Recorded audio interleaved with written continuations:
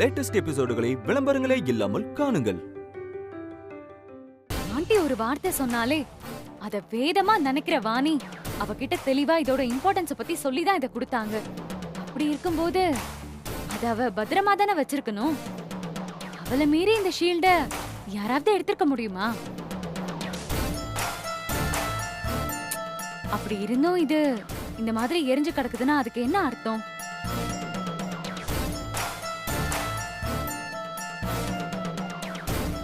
பிரீத்தி, நீ தேவையில்லாம பிரச்சனைய வேற பக்கமா டைவர்ட் பண்ண பாக்குற. உனக்கு என்ன தெரியும்? எனக்கு எதுவும் தெரியாது அங்கிள். ஆனா இப்படி எல்லாம் நடந்திருக்கலாம்னு கெஸ் பண்ண முடியும்ல. வாணிய தவிர யாராலையும் அந்த ஷீல்ட தொட முடியாது. அவளுக்கு தெரியாம இது நடந்துருச்சுன்னு சொன்னா நீங்க வேணா நம்பலாம், ஆனா நான் நம்ப மாட்டேன். ஆண்டி எத்தனை வருஷமா பாதுகாத்து வச்சிருந்தாங்க. இப்படி ஒரே நாள் அது எரிஞ்சு போச்சு. எப்பவுமே ஒரு பொருளோட மதிப்பு தெரியாதவங்க கிட்ட அது இருந்தா என்ன நடக்குங்கிறதுக்கு இது ஒரு நல்ல எக்ஸாம்பிள். இதை என்னாலேயே தாங்கிக்க முடியல. ஆண்டி எப்படி பொறுத்துக்கிறாங்களோ. வாணி, வாணி,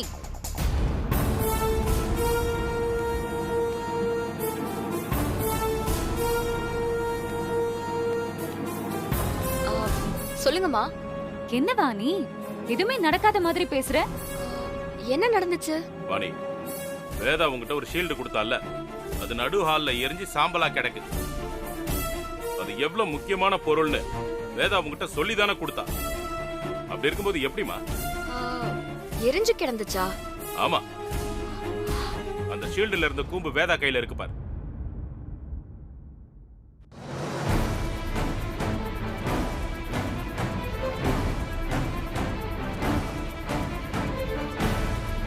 பதில் சொல்லுவா நீ. எப்ப தப்பு செஞ்சாலும் ஏதாவது ஒரு விஷயத்த சொல்லி சமாளிப்பியே. இப்ப என்ன சொல்லி சமாளிக்க போற? உன் பதிலுக்காக ஆண்டி ரொம்ப ஆர்வமா வெயிட் பண்ணிட்டு இருக்காங்க. வேதாமா என்கிட்ட கொடுத்த ஷீல்டு எரிஞ்சு போச்சுனா அப்போ இது என்னது?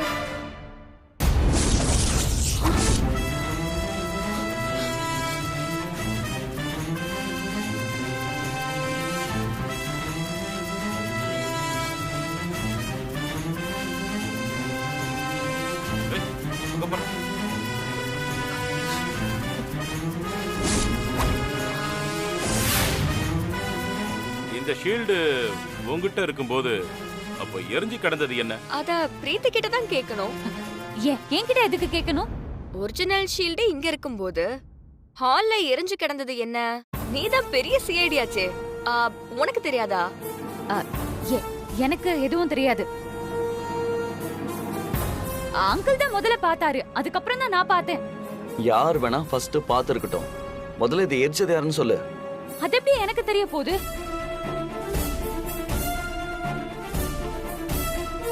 வாணி, என்ன நடந்துச்சு? மா, என்ன நீங்க உங்க மருமகளா ஏத்துக்கிட்டீங்கல்ல, அதை இவளால தாங்கிக்க முடியலமா.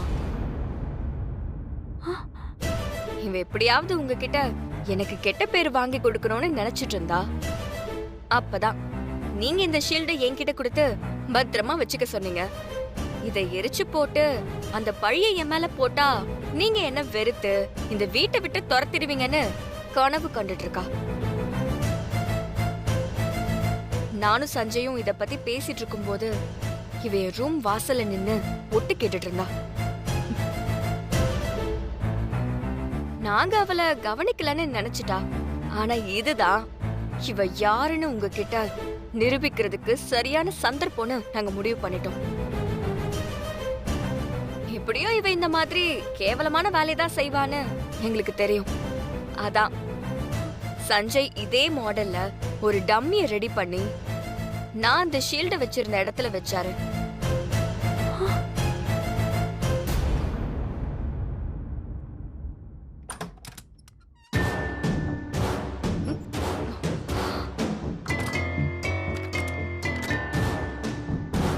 வித்யா, இந்தா டூப்ளிகேட் உள்ள வச்சிடறேன்.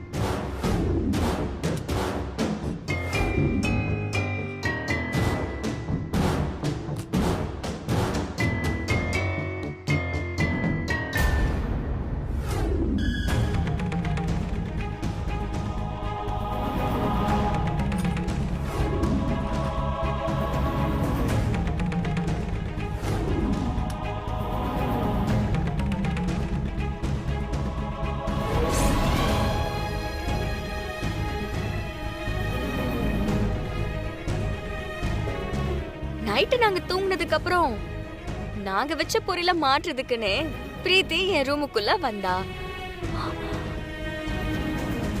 நாங்க நினைச்ச மாதிரி அந்த ஷீல்ட எடுத்தா.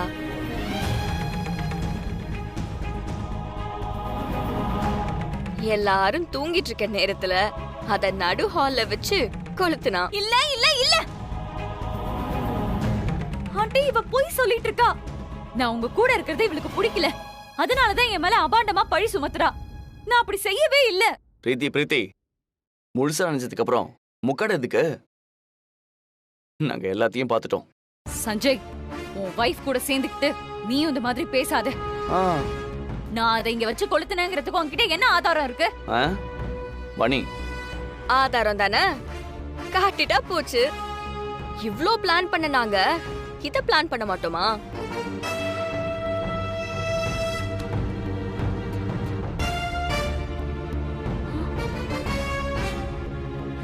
சஞ்சய், இங்க வா. ஆதாரம் கேட்டல, பாரு.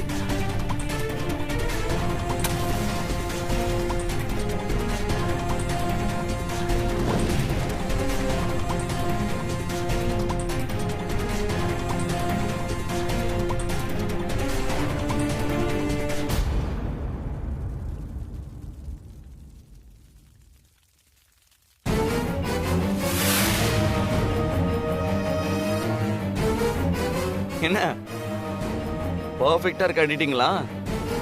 என்னம்மா இப்படி பண்ணிருக்க? நான் கூட இன்னும் எஃபெக்ட் மியூசிக்லாம் போட்டு ரெடி பண்ணலாம்னு பார்த்தேன், ஆனா டைம் இல்ல. நீ வாணி இங்கிருந்து துரத்த என்னெல்லாம் பண்ணுவேன்னு எங்களுக்கு நல்லா தெரியும். ஆனா இவ்வளவு கேவலமா நீ இறங்குவன்னு நாங்க நினைச்சு கூட பார்க்கல. நீ எல்லாம் இத்தனை நாள் எங்க வீட்ல இருந்தது எங்க வீட்டுக்கே அசிங்கம். எங்க அம்மா உன் மேல எவ்வளவு நம்பிக்கை வச்சிருந்தாங்க. அந்த நம்பிக்கைக்கு 1% உண்மையா இருந்திருக்கியா? சி, நீ எல்லாம் என்ன ஜென்மமோ.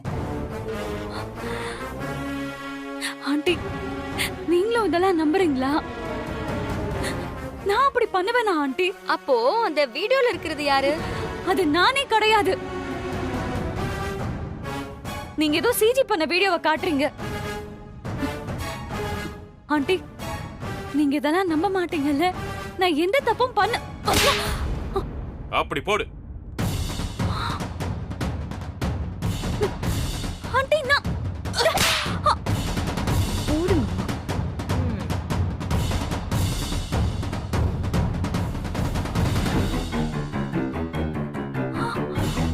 ஏதாவது பேசுன மூச்சை நிறுத்திடுவேன்.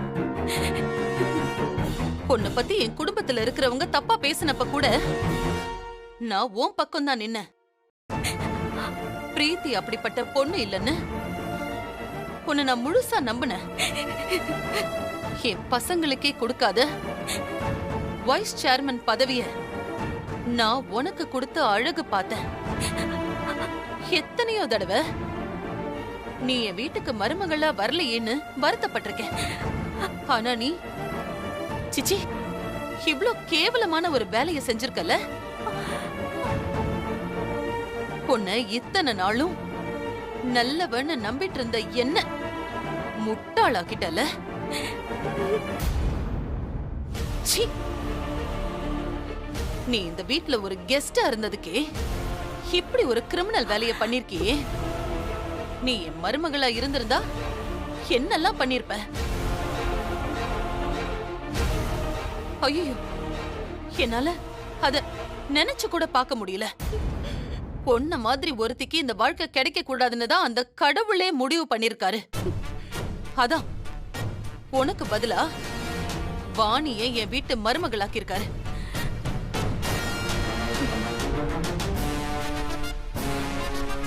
உன் முகத்தை பார்க்கவே எனக்கு பிடிக்கல.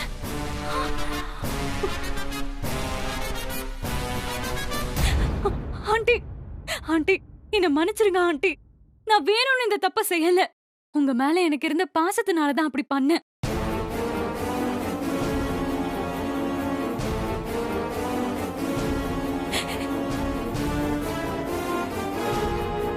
என்னை விட நீங்க வாணிக்கு இம்பார்ட்டன்ஸ் கொடுத்தத என்னால தாங்கிக்கவே முடியல ஆண்டி. இந்த வீட்டு மருமகளும் ஆக முடியாம உங்க கூடவும் இருக்க முடியாம நான் ரொம்ப லோன்லியா ஃபீல் பண்ண ஆரம்பிச்சிட்டேன்.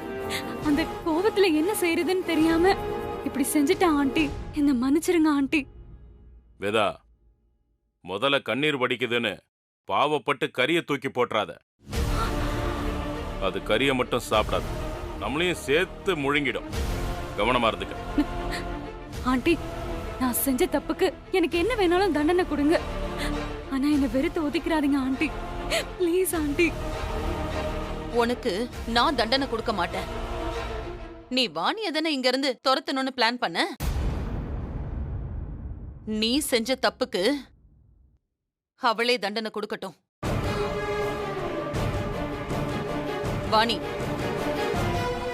இவளுக்கு நீ என்ன தண்டனை கொடுக்கணும்னு நினைக்கிறியோ அது கொடு. உன்னை யாரும் தடுக்க மாட்டாங்க. இது இவ செஞ்ச முதல் தப்பு இல்லம்மா. இதுக்கு முன்னாடி இவ இதே மாதிரி எத்தனையோ தப்பு பண்ணிருக்கா. இங்க வந்ததுல இருந்தே இவ இப்படிதான் இருக்கா. நீங்க அவ மேல வச்சிருந்த நம்பிக்கைய ரொம்ப தப்பா பயன்படுத்திக்கிட்டு இருந்தா. எங்களால அதெல்லாம் உங்ககிட்ட ப்ரூவ் பண்ண முடியல. முன்னாடியே இவ யாருன்னு தெரிஞ்சிருந்தா நீங்களே இவள வீட்டை விட்டு துரத்திருப்பீங்க. இவள மாதிரி ஆளுங்களோட நிழல் கூட நம்ம மேல படக்கூடாதுமா. இவள ஒரு நிமிஷமா வந்துடுறேன்.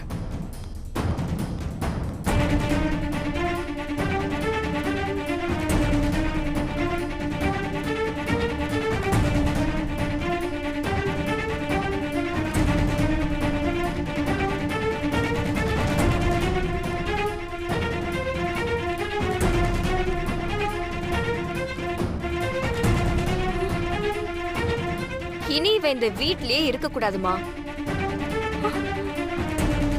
வெளியில போடி. ஆண்டி, இனிமே நீ என்ன அப்படி கூப்பிடாத. அதுக்கான தகுதியை நீ இழந்துட்ட. வாணி உன்னை மன்னிச்சிருந்தாலும் நான் உன்னை மன்னிக்க மாட்டேன். ஏன் முடிவும் இதுதான். என்ன பாக்குற? இந்த சம்பவம் ரொம்ப நாளைக்கு முன்னாலேயே நடந்திருக்கணும். என்ன மிஸ் ஆயிடுச்சு? இதனால உனக்கு கிடைச்சுக்கிட்டு இருந்த மரியாதை நாங்க வேதாவுக்காக உனக்கு கொடுத்த மரியாதை. அவளை விட்டு தனியா நின்னா உனக்கு கிடைக்கிற மரியாதையே இதுதான். புரிஞ்சுக்க. எதுக்காக வெயிட் பண்ற? போ வெளியே. போக மாட்டல. வா. ஆண்டி.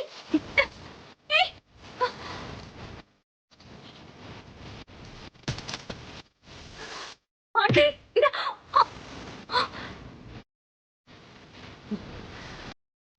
வெளியில போ.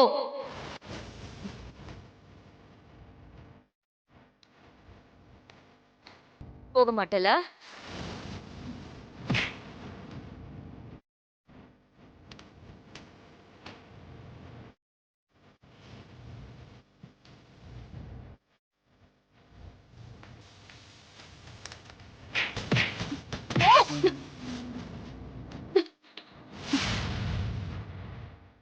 இனி உன்னை இந்த வீட்டு பக்கம் பார்த்த தொலைச்சிருவேன்.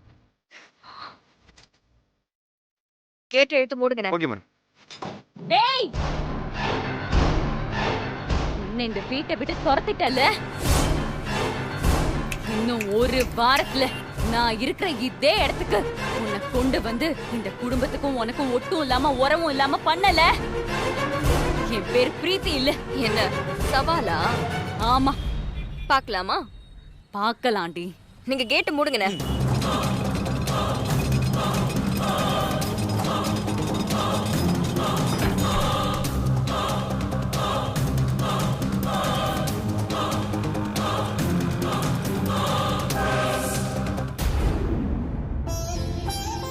என்ன வீடே ஒரு தெய்வீக மூட்ல இருக்கே. எதுக்கு இவர் வர சொல்லிருக்காங்க?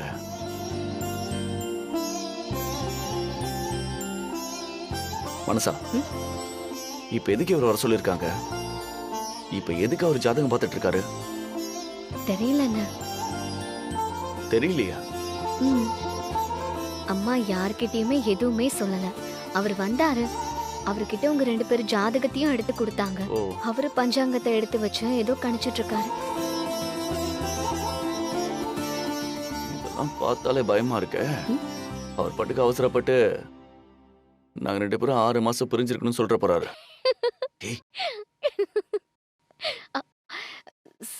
சாரிம்மா.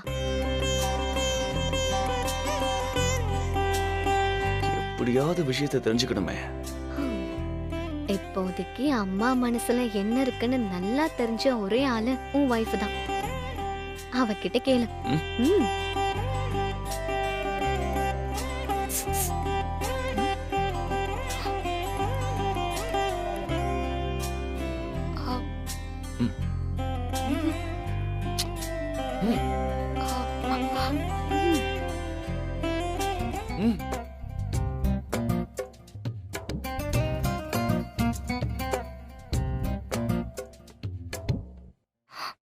என்ன?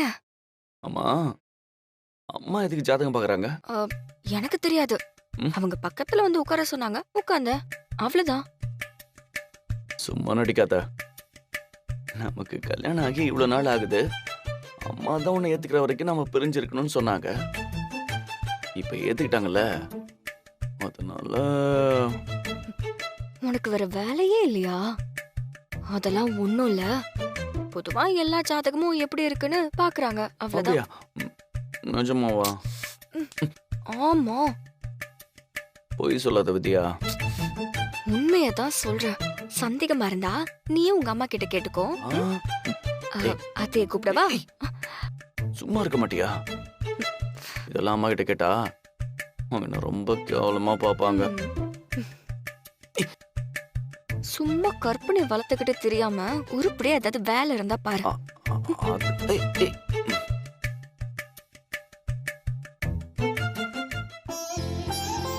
அம்மா, வர 23ஆம் தேதி நாள் ரொம்ப நல்லா இருக்கு. அன்னைக்கே சாந்தி முகூர்த்தத்தை வச்சுக்கலாம்.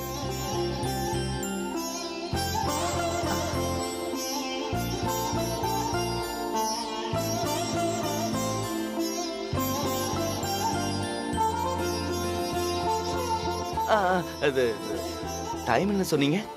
ஏய், நான் நேரம் இன்னும் சொல்லவே இல்லையே. தேதி தானே சொன்னேன். சொல்லலையா? டேய், ஏண்டா?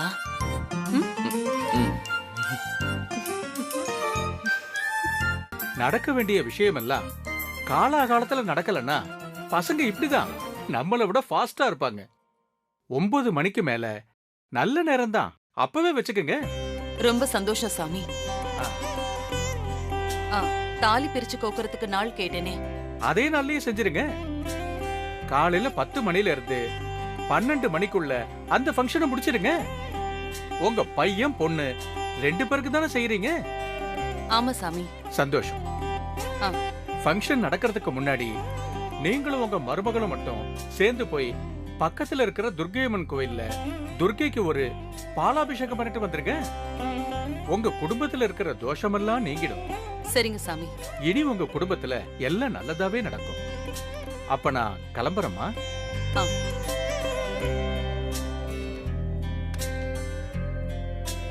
விஜய்,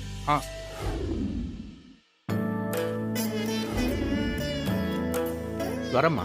நல்லது. எல்லாருக்கும் வாங்க.